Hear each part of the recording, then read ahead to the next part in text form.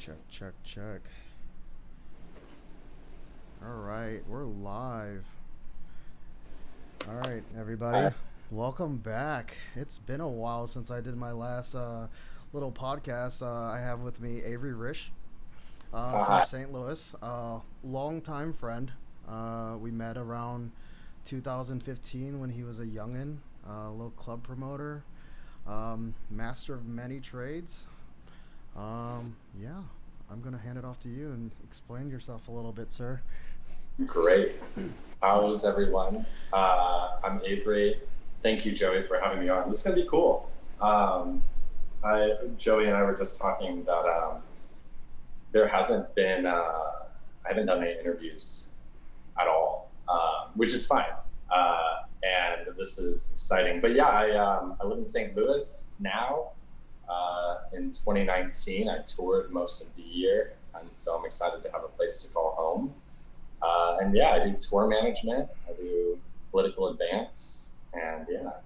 So a I'm just, little backstory. I mean, back when I was in St. Louis and I moved out to California around 2016 or so, but around 2015 there was a nightclub out there, and it was lit nightclub.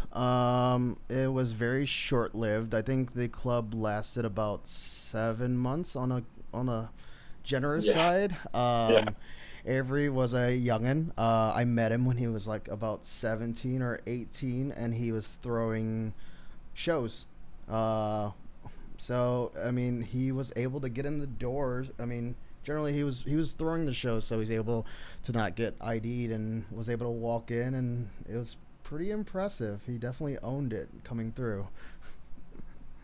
yeah. Those were wild times. I was using my fake ID for weird purposes, such as promoting shows and bringing in artists to St. Louis who were skipping it on their national tours. But we were able to bring in some cool people. No, you were, man. Yeah, it was just crazy. I mean, you didn't drink. You didn't. I mean, you weren't there to party. You were actually just there to. I mean, how did you get into that world of just that throwing parties? Yeah, I mean, the idea that I was too young to do it is like what started it.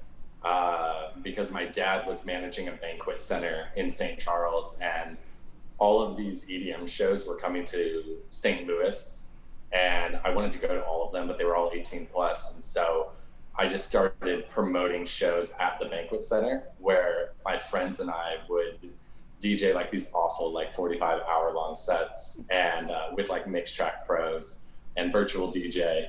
And yeah, charged like $5 admission. And the first one was maybe 50 or 75 people. And it grew. This was probably my freshman year of high school. It grew to like 400 people, I think was the last one, 400 or 500 kids in this weird, sweaty banquet center, just listening to music. And this was like kind of at the boom of dance music in the US. So probably like 2012 or so, Oh 2011. yeah, in 2012 EDM.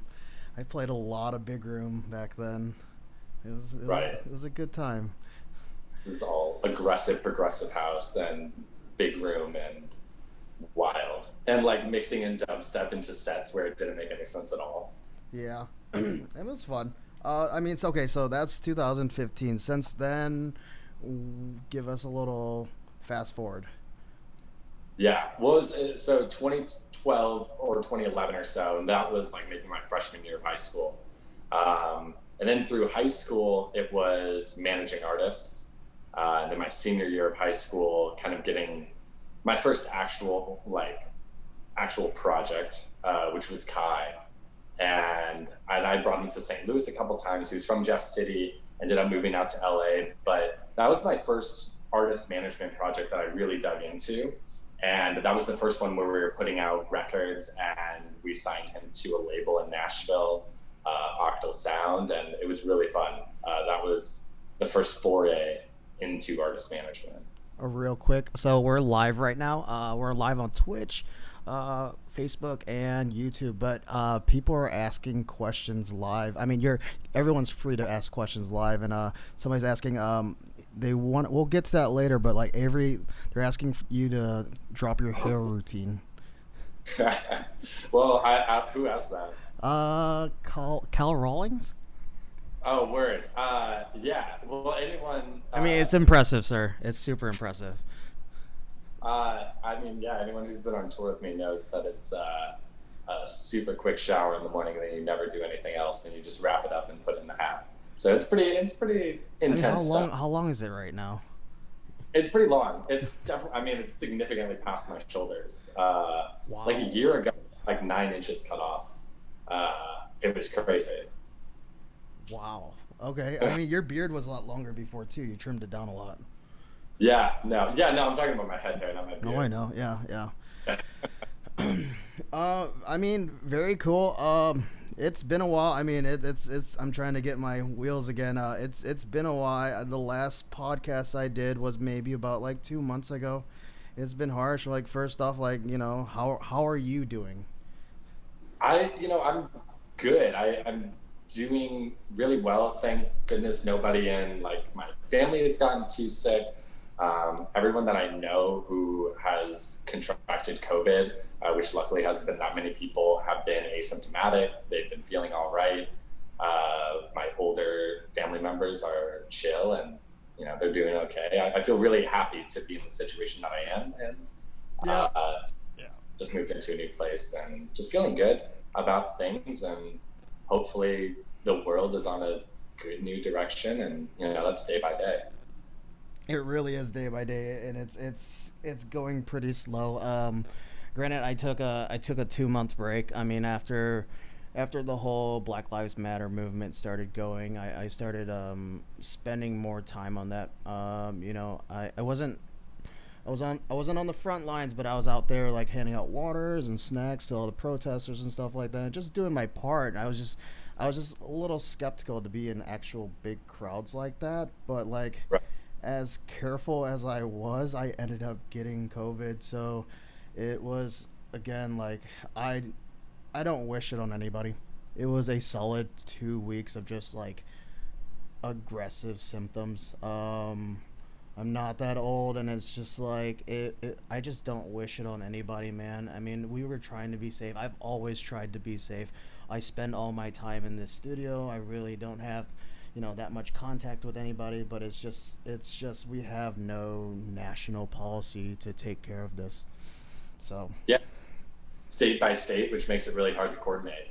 and uh, as they say, it is what it is, right? And if yikes, only there was like a playbook that everyone right? could like go off of, but unfortunately Yeah, I might mean, I do that. wish everybody be safe out there. I mean, it's gonna take some time, and Yeah, we still need a policy, and it doesn't look like we're gonna get that with. I'm glad you're feeling better. Oh, thank yeah. It was wild. It was a solid 2 weeks of just all the symptoms. I lost my sense of taste for a few days, but it was aggressive to the point where it's just like I didn't know when it was gonna end. I didn't know if I was gonna be one of those cases where it's a few days or a few months, and it's just Right. like you don't get to pick and choose that because there are no real therapeutics that will help or vaccine yet. So yeah. Yeah. No, I mean it's insane, and so hopefully something can happen that can help so many people who are either getting sick, know someone who's getting sick, and I mean how it's affected people's livelihoods, how it's affected kids going back to school. I hope people are. I hope there's an answer sooner rather than later. We're waiting. We're waiting for sure. Yeah. So I mean, tell me the places you've lived. So I graduated. So I was managing that artist Kai and picked up some other artists along the way. These awesome kids named Truitt in Nashville, Fangs in Nashville, and Gold Dash also in Nashville. And so by the ratio, I decided that I was going to move to Nashville. And so I moved there and lived there for I had been visiting there for about a year, moved there. It was great. Lived there for just under a year and then moved up to Chicago.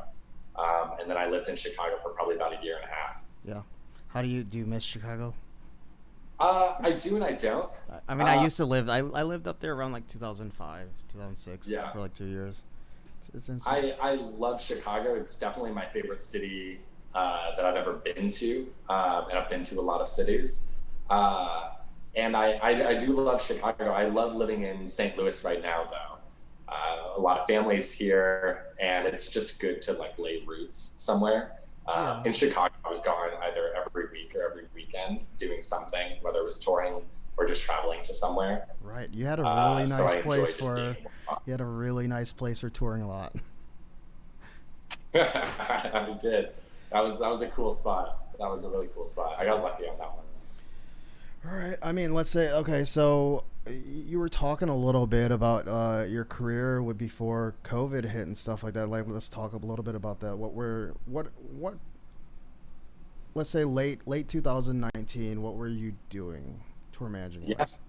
So 2019, I was pretty full swing into tour management about that time. I had moved to Chicago in 2017, and then late or mid 2018 was when I was still doing artist management freelance. And then I went to go work for a company in about April of 2018 in Chicago. And when I did that, I ended up stopped working with all of my freelance clients, and I just went to go work at this company as a personal assistant. And so I worked there for about 5 months. Definitely like while I was there, especially in that first month, very peak. I was like, oh, great, I made it. Like, top of my career, this is the spot to work, killer. Yeah. Uh, and stayed there for about 5 months. And it was a very don't meet your heroes type situation. Maybe it was a don't get your dream jobs type of situation. Uh, and after those 5 months, I quit. And then about 3 weeks later, I got a call from my friend Peyton, who we both know. And she told me that her band's tour manager, the Greeting Committee's tour manager, wasn't able to go on the next tour and asked if I could go out with them. And I was like 100% yes. And I had been bothering her for those 3 weeks anyway, trying to Hey, you get her to hustle, help man. me You get a hustle. job. Yeah. And so, yeah, she hooked me up and put me on a new career path. And hooked it up is a great way to put it. She put me on a whole new path. And that's what I did all through the rest of 2018 and 2019, full on tour management. Started with just the Greeting Committee and then grew from there. No, I mean, with everything locked down around March, were you starting to get back into the swing of things, like this year, or it just? I don't know when. Is there an actual touring season? Yeah, so toured all the way through 2019, grew to 5 different clients, 5 different tour managers. And then January 2020, we brought on 2 office folk, to one to be an advanced desk, one to be a tour accountant, in addition to our 5 tour managers. And so we had a lot of people in the mix. And I felt like that was such a cool time that I could kind of step away just slightly because I wasn't on the road. Mm-hmm. Uh, and I could, add something into the repertoire. And so that's when my friend Maxwell Frost reached out to me and urged me to reach out to the Bernie campaign and try to get involved there. And Max is somebody that I drastically look up to, and he's a huge role model of mine. And so when he suggested I do something, I tried to do it as quick as possible. And then I started doing that. Started going Yeah, on camp. you were. That was around with the birding campaign. That was probably like around February and March. Yeah, it was the So, very beginning of February. so yeah, I mean, you've done some pretty cool things with them. I mean, you want to explain a lot of your role? I mean, I mean, we talked about a lot of this before the actual interviews, but like, yeah, like, tell us a little bit what you did with the campaign. Yeah, it was. So it was actually interesting. Anyone who's worked in politics previously, or campaign of any kind, they know how quick moving it is.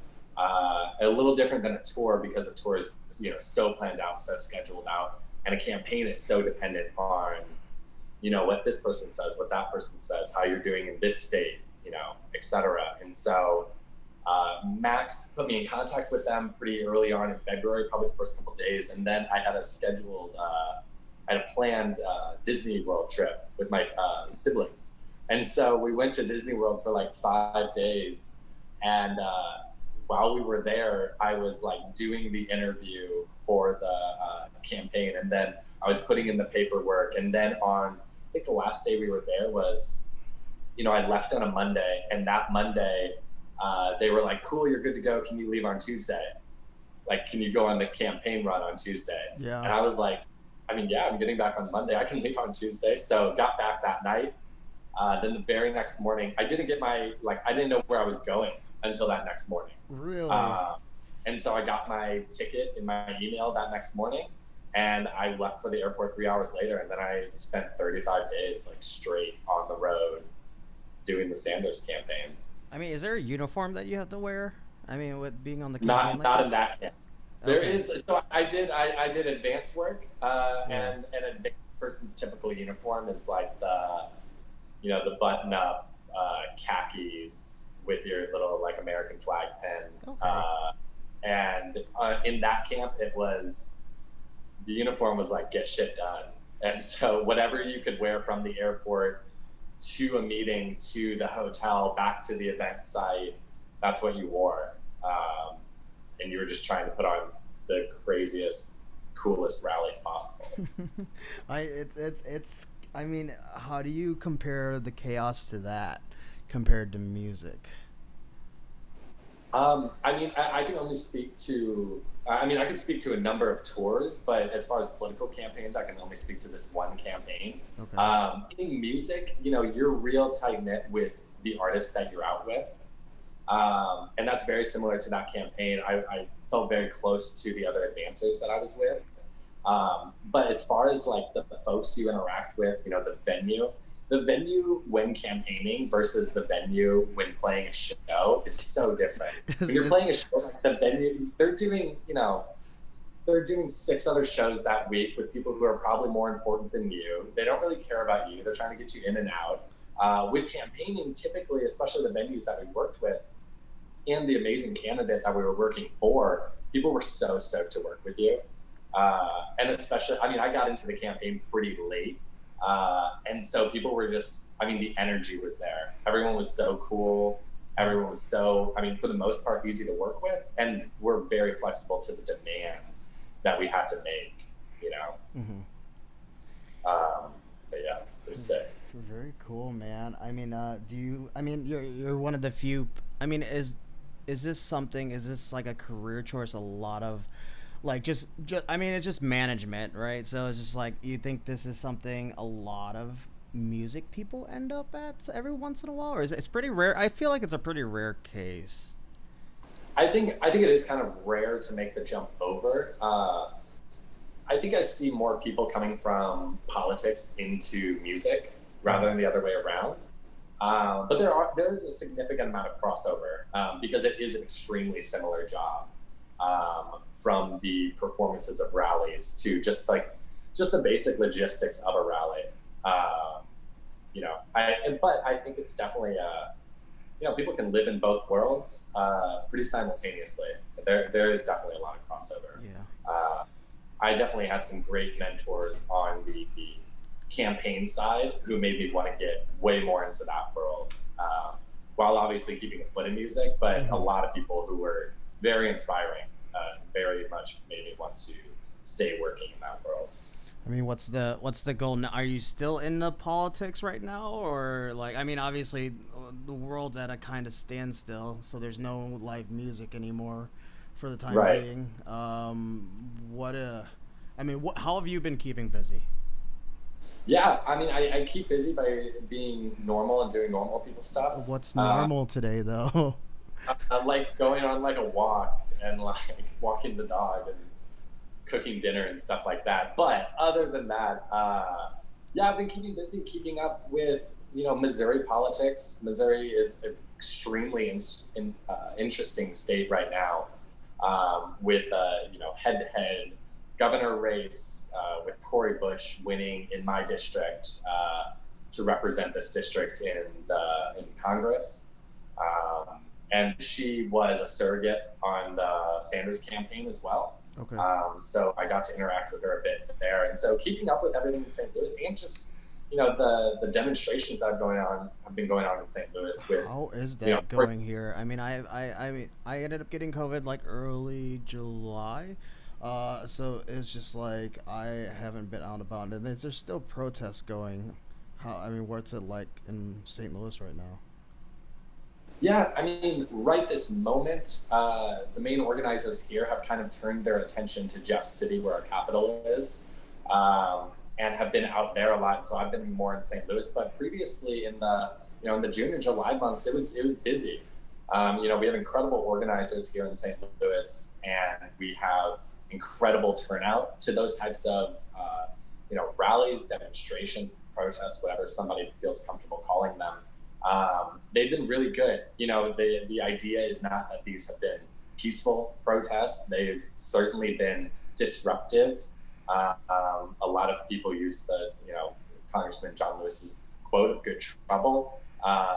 But they've really brought a lot of attention, especially here in St. Louis. And just the very fact, you can see how powerful it is from Cori Bush winning in our district, unseating a family that's been there for 50 years. And she was one of the main organizers of these demonstrations. I mean, that's insane. That's huge. I just want to make note to everybody watching out there that Avery is only 23. And I'm super impressed of how knowledgeable he is and how passionate he is about everything he does, man. He's a really good human trying to do cool things. You can thank Maxwell Frost for any of my political knowledge. I was head first into music, and Maxwell pulled me into this world and got me woke and taught me things that nobody had ever taught me. So But that's I mean, I think that's the mentality behind what Avery is. I mean, you started throwing parties at 17. You weren't even allowed in the club. I mean, I feel like some of the shows at Lit were 21 up shows. Yeah, I think all of them were 21 up I shows. think so too. We couldn't throw 18 up shows because of our liquor license, but I mean, you made it happen. You made it happen. Those were good times. But yeah, so those were definitely good times. Short lived. When's the last party you threw? Like that I personally Yeah. produced. Not tour managing, not the legit stuff. Yeah. Like, when's the actual last party you threw? I don't know. I mean, it could have been my graduation party. I threw my graduation party in high school at Lit. You played. Yeah, I was there. We have pictures. It was good. Yeah, no one go look for those pictures. I need to do a deep dive and scrub those off the internet. Oh no, they're not that bad. I mean, you've always been a good kid, man. You've never really drank. I don't even. Yeah, you've been good. You've been a role model for us degenerates. Yeah, I'm trying. Cool. Yeah, let's It's been a while. The last time I saw you was maybe like 2 years ago in Chicago. Yeah, we linked up in Chicago and got. Where'd we go? Pisano's. We went to Pisano's on. Yeah. I mean, generally, like, what's the beautiful thing, man, of like my very like well-traveled and a lot of the people in my life. I mean, we've always been able to meet up with each other on different sides of the country. It's a beautiful thing about the industry. And then, I mean, how many cities were you traveling to? I mean, or do you travel to when you were doing the music stuff? I don't know how many cities I've been to. I the only metric that I'm super familiar with because I've had to repeat it so many times was in 2019. The greeting committee and I did 70 shows. In how many days? And so, you what? In how many days? 70 shows in how many days? That was in the year of 2019. With 70 shows, I would bet that we were probably on the road for probably 100 and anywhere between 120 and 135 days. And then going straight into, that was 2019. And then I did travel outside of being on the road with them. So that was 2019 is a big travel year. I think I'm at 45 states. It was more driving than flying, right? So much driving. Yeah, so much driving. See, that's about parallels between the campaign world and a tour. In the campaign world, you fly just about everywhere because there's no real route. Yeah. So yeah, we were going all over the place. That's wild. I mean, at the peak of it, I was getting on a plane maybe 40 times a year. I mean, 20, 30. I love flying, so I'm super game with it. Yeah, I miss it. It's been a while. I don't think I've gotten on a plane since March. Yeah, it's been a while. I mean, I'm still precautious, and I'm still, Sure. you know, but I need to come home to my family. It's been a while since I've seen them, Yeah. so yeah. Well, fly Southwest. Southwest has the best distancing on their flights of anybody. Oh yeah, really. I mean, I've had status there, and they've always been good to me. They're Um, just the best. yeah. So what's the future hold? Yeah, I mean, for the world, who knows? Yeah. Hopefully, a lot of really great people representing really great places, in our government. But in the touring world, which sometimes I have to remind myself to focus on sometimes, in the touring world, when there's a vaccine and folks can go to shows, then we'll continue doing shows. The damage that this has done I think will probably be outweighed by the innovation that this will bring. Um, you know, During times of great stress, especially like pandemics and stuff like that, is when we get the greatest innovations in our world, and it's not worth the cost at all. But it does bring some pretty wild things. People are trying to fix a lot of problems right now, and that gets wheels turning, gets people thinking creatively. Yeah, I mean, Um, you started out with the EDM side a little bit with DJs and stuff like that, and then you're at live music now. But like, how what I mean, it's gotta be rough. I mean, because the live aspects, like you have to be interactive. You have to play with other band members, and you physically can't do that. I can DJ with my setup, which I do on Thursdays, and it's just like I have really not to little like contact with anybody. I mean, what have you been right. seeing in the band industry? Yeah, I mean, some people are able to do really cool things. I've seen a couple cool drive-in shows. Not personally, I've seen them online. The greeting committee has done some cool brand partnerships. They did one with Verizon, which was cool, where it was a brand partnership to present a video that they had done. Role Model did an amazing thing where he had filmed his show at the Roxy, which they ended up uploading to YouTube, which was great. The Roxy in Um, LA. yeah, Okay, yeah. I like that So spot. it was from his show pre-COVID. It was December, I think, 12th of 2019 that he filmed that and then released it during COVID. And yeah, people have done cool creative things, whether it's putting out new records or Christian French has put out I think like 3 or 4 records since COVID started, and has done partnerships with Twitch, partnerships with Arizona. There are cool things that people can be doing right now, especially artist wise, as far as performance, to really keep playing into their audience, to keep people entertained, and honestly, to keep people engaged. A lot of people are going to have trouble coming back from this, which is honestly the least of the world's problems. But there's a lot of artists that are going to come back and be irrelevant. And so, whatever they can do right now to stay relevant and to do their thing. Yeah, no, it's been rough, man. I mean, it's just when you're not on your toes, and when you're not, so many people are even just used to touring, or like that movement. It's just it's hard. I could only imagine. I mean, I'm in the DJ world, where it's kind of like you make your own music, you play your music and stuff like that. But like to have a whole body of work, like a whole band, I'm sure it's been rough. Yeah, I'm happy for all of our artists. We have 5 artists who are all incredible and all very fortunate to be in the positions that they're in due to a lot of hard work, and they've been crushing it. And so I'm happy they're all good and they're all feeling healthy, and they'll make it out onto the other side. And I hope that there are plenty of resources for artists who aren't in as lucky of positions. I know the Grammys have done different grants for different artists, and I know there's different things people can apply to in their own cities. And Crew Nation, that division of Live Nation, has done awesome stuff to help touring crews, like myself and like many folks I know, stay afloat while there's literally no revenue. Yeah, it's wild. It really is wild, and man, I can only imagine. I mean, I'm definitely blessed to be able to do what I do, and I had quite a bit saved up before COVID hit, and I've been staying afloat by just living, like not luxuriously, but like just being mindful of like how I spend my money. But it definitely is very crazy.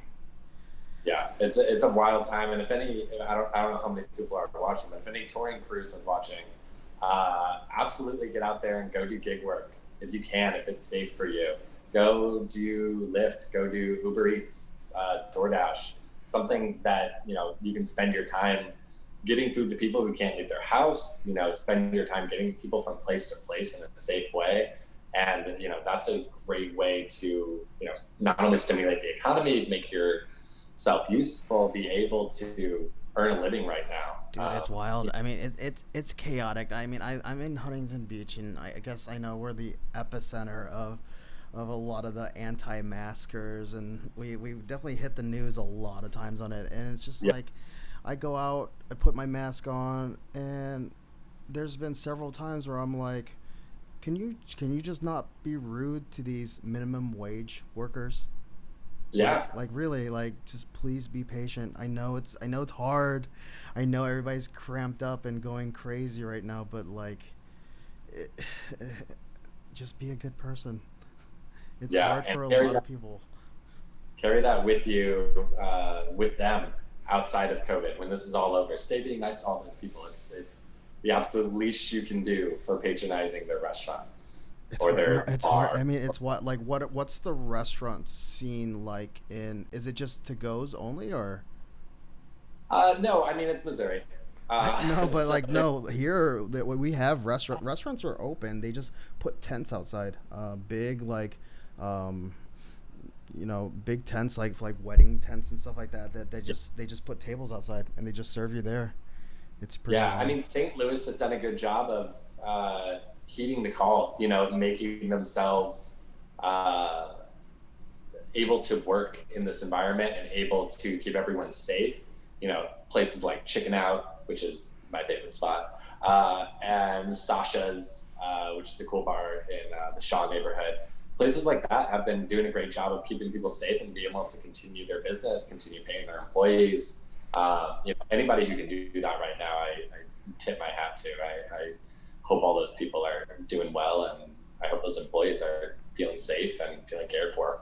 No, it's hard, man. Because I know a few business owners that basically that opened at the beginning of this year, and it's just like weren't even able to get any traction. All of a sudden, the city shuts down, and not only that, your business gets cut down like 80%, and it's just like, what do we do? What do we do? Right. You know, yeah. Um, it's been a hectic day. It's we had a lot of audio problems earlier, so it's just like I didn't have time to get my notes ready. But um, yeah, Oh, you're good. I had fun. We earlier, yeah, we tried to get on. I don't know what was happening. We had something wrong, but we figured it's out. it's so like at the beginning of this, like I mean, a lot of people are just very self-taught right now, especially me Yeah, with all this. When you go live, it's definitely something always breaks down and something always updates and like I did my first two episodes and it was great. I yeah. mean, for the most part, it's always still stressful because we're perfectionists, but it's just like yeah, it's been a long day for me today. Well, I appreciate you having me on. This is fun. Yeah, this is cool. Is my I can't see the bottom of the screen. I want to see what So the you have a bottom great screen setup. it says Avery Risch, tour manager, St. Louis, Missouri, and your Instagram. So Super. Yeah, follow me on Instagram. I'm private. Maybe I'll let somebody in. um, but yeah, no, it's good. I'm glad you're doing well. I'm glad we're able to catch up. How's the chat look right now? there's a few people in there, but nobody's really asking any questions. Are there any questions that everybody want to ask? But yeah, thank you very much. We're probably gonna cut it a little bit short, but Yeah. appreciate you so much. No doubt. This has been dope. Thank you so much for having me on. I like your setup. I think it's been sick. I like the Daft Punk posters. Yeah, And it's just been weird. It's when you lock yourself in your room and quarantine yourself and have like no interaction with people for a full month. It's just, I mean, I'm just trying to get back out there. right. Yeah. Well, you're crushing it. Thank you, sir. All right. Thank you very much, everyone. All right. Thanks for having me. Peace out. Later. You don't have to.